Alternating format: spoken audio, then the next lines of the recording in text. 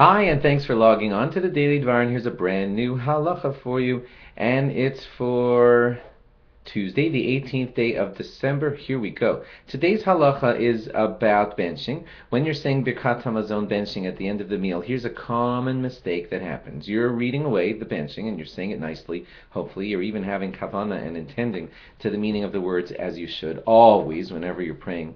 But here's a common mistake that happens. And that is, because you're benching, which means the meal is kind of winding down, you end up kind of busying yourself with other stuff, like starting to stack the plates, or gathering the crumbs off of the table, starting to fold up the tablecloth, or anything like that. And the simple halacha of today is that those actions are not appropriate while praying to Hashem.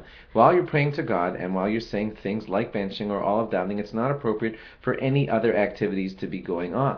I'm just saying this because so many of these types of things do happen while people are benching. They're clearing the table, they're pouring off drinks into whatever, the preparation of the end of meal stuff, and it's not supposed to happen at all. Other ways in which this happens, sometimes people are walking out the door of the shul while saying Aleinu. That's not appropriate either. When you're davening, you're davening.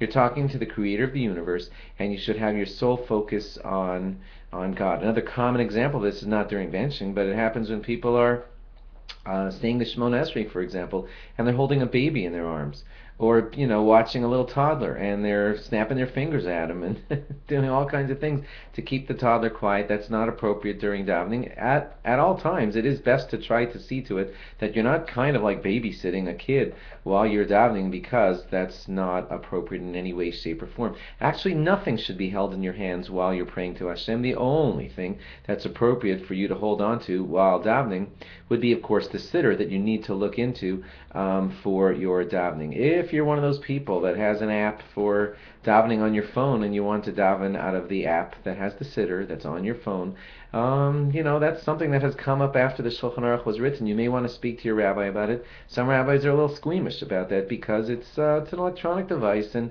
you're clicking and clacking, and it's kind of not in the perfect spirit of davening. It's probably, I think I could safely say, it's always best to have a siddur in front of you instead of an electronic device, because you're going to inevitably end up clicking, motioning, sliding with your finger, and it's just best to have a prayer book, a siddur in front of you, if at all possible. You are allowed to have your eyes closed and pray with your eyes closed, not looking at siddur, if you are able to daven perfectly like that. But the summary of today's law is that stay focused on davening while davening, or benching, or anything of the sort, and do not be doing anything else while davening or benching or anything of the sort. Thanks for logging on.